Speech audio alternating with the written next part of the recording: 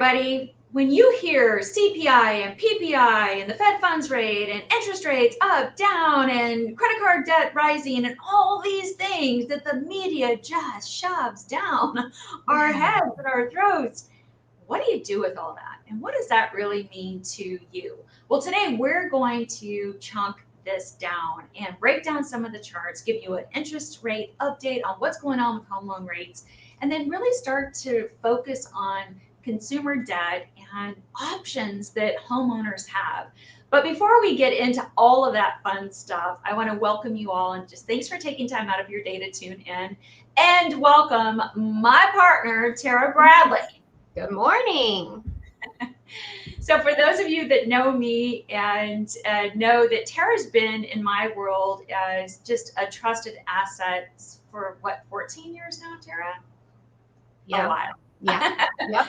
That means, that means I'm starting to show my age, but whatever. Okay. Anyway, and Tara is so strategic, and she is monitoring the details of what's taking place through the bond markets every single day, and just is such an asset to our buyers from a strategic standpoint. I would say that this type of market that we have, skills matter. And skills from a lending standpoint is something that I've always admired in you, Tara, and still do today. So thank you so much for all you do for us. Yeah, I love it. All right, well, let's dive into it. We're first just going to do a rate update because everybody's probably heard interest rates have gone up, they've gone down, they've gone sideways, right? Because it feels to me like every single day is a new day. So I'm going to share with you a chart, and it just, for many of you, it'll look like a bunch of squiggly lines, but we're going to break this down and help you kind of understand what drives mortgage rates and what all of the red and the green mean on this. So Tara, tell us about what's gone on with mortgage rates just like over the last week and how we see it on this chart. Yeah. So I want to go back even just 2 weeks, because that's where, like, if you guys see the October 30th there at the bottom of the chart, if you recall, that was about the time that Jerome Powell spoke on, just where the Fed is at with their thoughts on continuing to increase the Fed funds rate and just their overall, how they feel about how our economy is doing. And that was, you can see, a very pivotal day for mortgage rates. So that was around November 1st, October 31st, November 1st.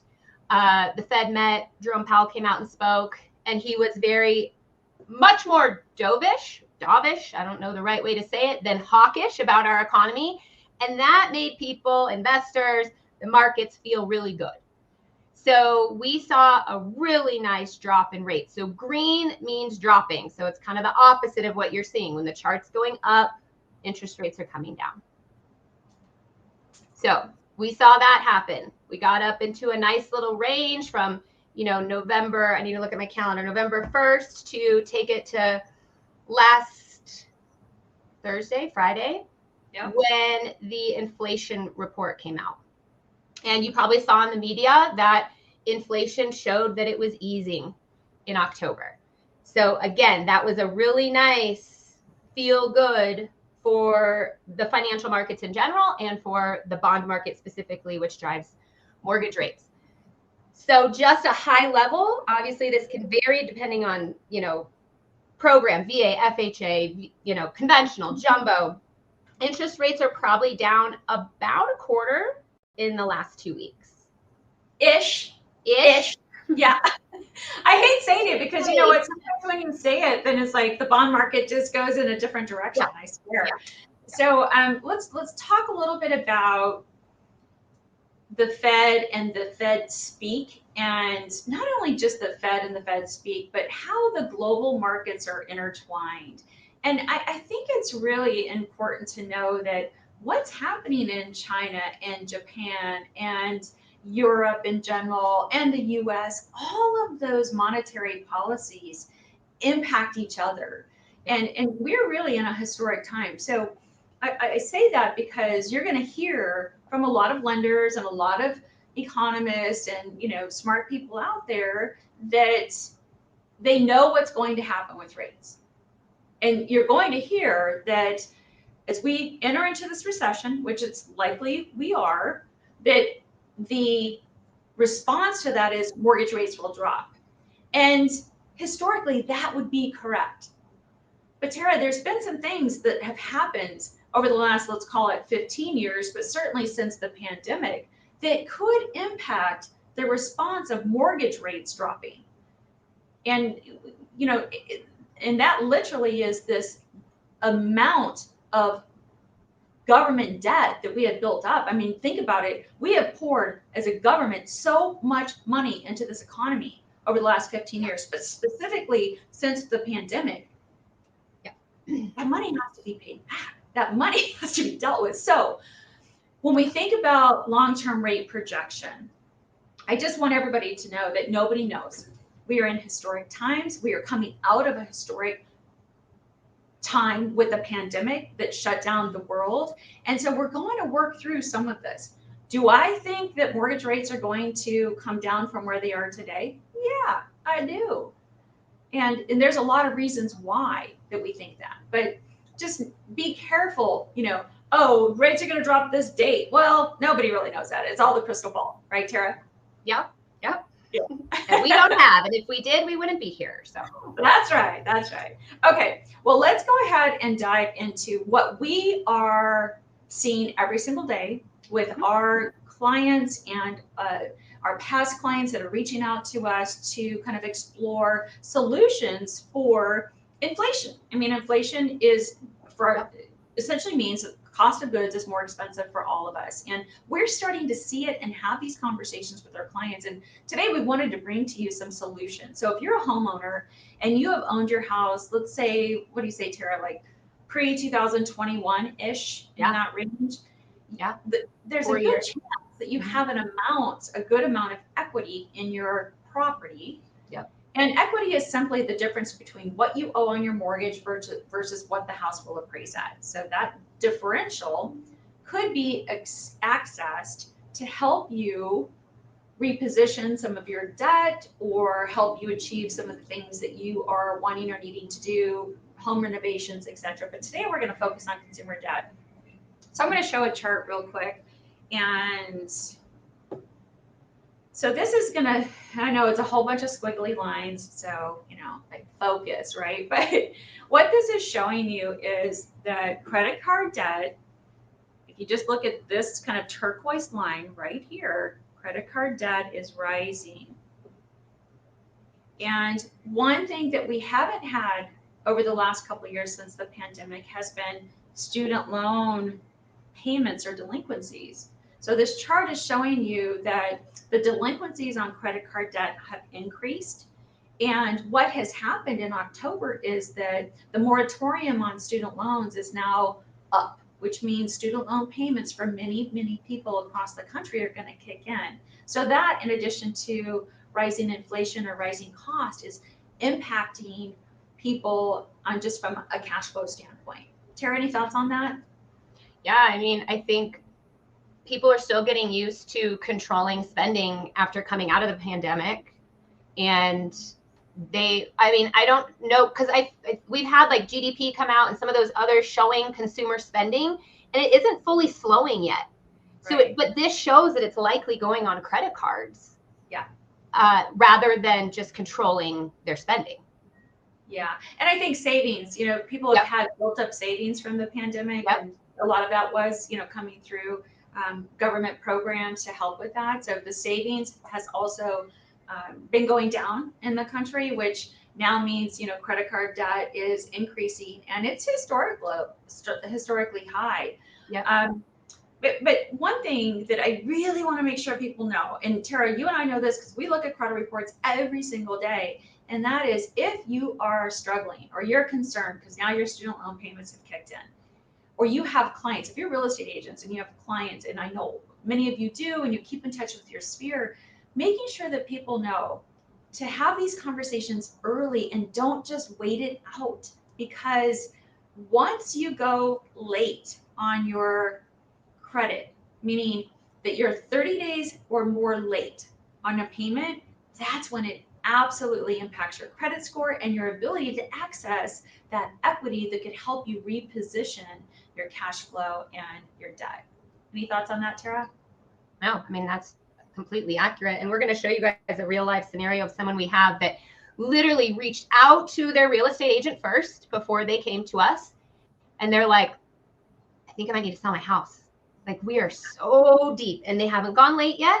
Like, everything's still okay, but like they need a solution now. And it's, do you have a lender that can help me? Or I need you to list my house. Yeah. So we're going to kind of walk through that. And so, you know, real estate agents just know that there are solutions, especially if they really want to stay in their house, right? And this sweet family does. So there's solutions. Yeah.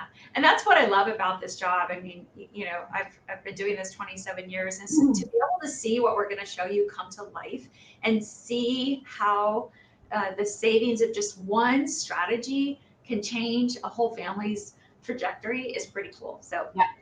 Let's dive into it. It's all about the story for me, by the way. It always has. So let's Tara will kind of walk through on a high level. Let's walk through what we've got going on here. Yeah. So this client's owned their house for 10 years. So lots of equity. They last refied in 2017. Current interest rate on their first is 4.375, but they've got a current HELOC and I want to say about $150,000 in credit card debt. So, and they had life happen to them. They had a flood in like the lower level. I think they have a basement, actually, one of those houses that have basements in Arizona. They had a flood, there was mold, kids got sick. Like, it was a situation, and they've just been trying to, you know, make it work and float through it. And the primary borrower is self-employed. Like, it is just a deal, and they're like to their max. And they're, you know, before they go late on anything, they want to figure out the solution. So we put together this debt consolidation presentation, and this would be, you guys, like a full cash out refinance. So we're gonna pay off and replace that first mortgage at 4.375, and then we're gonna pay off everything else, the current HELOC and the credit card debt, totaling about $190,000. So Tara, we have about $40,000 on a HELOC. Yep. And that interest rate on the HELOC, and maybe that's what we're going to show next here. But that interest rate on the HELOC is probably what, prime plus a margin, so maybe it's 9%-ish. Yeah. Okay. And I don't. And then we get into the credit card debt. When we get into the credit card payments, like if they got 150 grand in credit card payments, man, that stuff is what, 22 to 30% on the interest rate. That's where the application is happening. Yep. Yeah. Yep. So if you just look, before we look at the loan details, look to the right at that payment overview, and that shows their existing first mortgage, current taxes and insurance. That installment, the HELOC comes over as an installment. That payment is $794, and then all of their credit card payments add up to $4139. So right now, their outgoing is almost $7,000 a month. Yeah. So, wow. Yeah. So we're proposing now that we're going to just get rid of all of it, and our new interest rate, because the cash out refinance interest rate today, again, depending on credit score, loan to value, all those things for this client is 8.125. Knock out all that debt, and now outgoing drops to $4,300 a month. So this cash flow is significant. That's amazing. Oh my goodness. So $2,600 a month more in their pocket. Yep. Yeah. So a couple things I really want to address here, and that is one, they have a pretty good interest rate on their first mortgage at 4.375%. Yep. Why does this make sense at 8 1/8 or 8.125%? Because the other $190,000 they have in debt is significantly higher, right? Right. If we're thinking about a HELOC at 10% or whatever, and credit cards at 22%. It doesn't. Their blended rate is way higher than 8 and 8.125 currently. And that's the thing I think where people get hung up, you know. And hey, if you're at sub 4 on an interest rate on your mortgage and you have zero debt, and then that's a different story. It's a different conversation. I like to say everybody has their own fingerprint when it comes to their financial situation. And, you know, again, this life has happened, and life happens to so many of us. I mean, heaven knows life has happened to me. So to be able to bring a solution and put $2,600, you know, in somebody's pocket. And guys, this is a real life scenario. This isn't something that we just made up. Okay. So anything else on this, Tara, that you want to dive into? Oh, let's talk about that 8.125% interest rate real quick. And the reason I want to talk about it is that sounds, high, especially if you're coming off of something in the fours.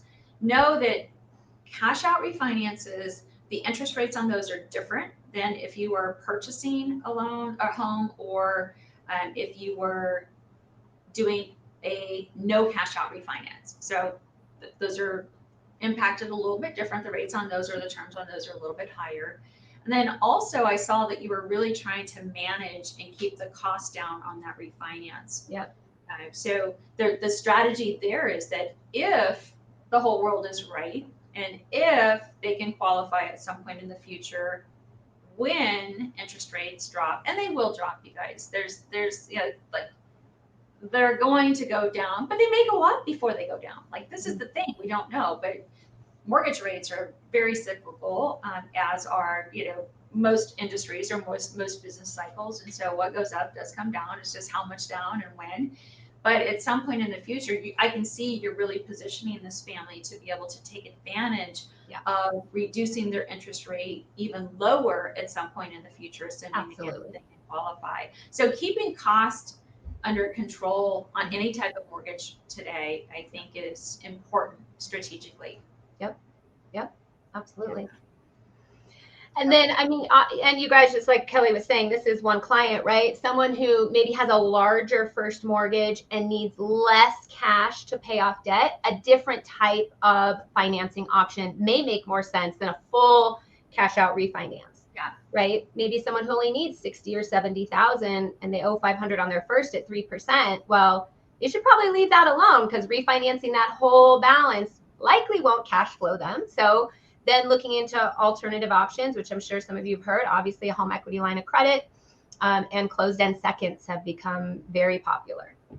Let's talk about that. And so we do offer both of those. And so we've got clients in process that are doing actually both of those right now. Yep. But what would be a reason why somebody would do one or the other? And you kind of hinted on it, but in this particular client situation, in relation to their market value, their loan balance is fairly low. And when we look at this blended debt, which is what we do with every single one of these conversations, what may fit for client A may not be the right strategy for client B. But when you are looking at somebody who has a very low first mortgage interest rate and maybe needs a little bit less, what's the difference between the home equity line of credit versus what we'll call this closed-end second? Tell us, dive into that. Yeah, really just how they work. So a closed-end second is going to be very much like your first mortgage, right? It's going to be fixed. You will make principal and interest payments. You will take the full draw and at closing or to pay off debt, and that's it. And it will just work like your first mortgage, and you'll pay it off in 10, 15, 20, 30 years, whatever term is desired. That is that the amortization you can choose. It can be, like Tara said, a 10-year fixed, a 15-year fixed, a 20-year fixed, a 30-year fixed. So you can kind of control your payment based on that amortization. And then the second key to that I want to make sure people know is that those do not have prepayment penalties.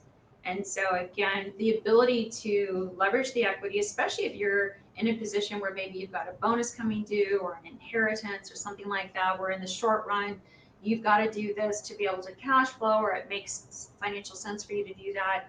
And then either the bonus or the inheritance comes in, you can pay that off and at any time, correct?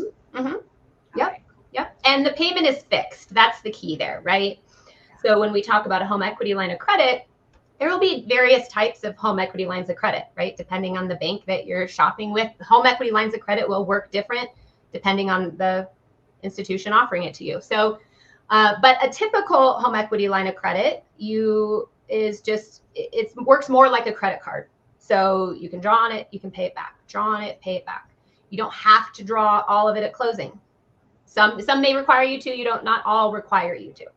And that interest rate will be variable, and it will be tied to the Fed funds rate typically. It's tied to the prime rate, which is driven by the Fed funds rate. So yeah, they're all in conjunction with each other. I have seen a few HELOCs out there that have a fixed rate. They are higher, but I have seen that as well. I think there's a lot of evolution in that space. One thing we know about HELOCs is that the lender can freeze the HELOC at any time.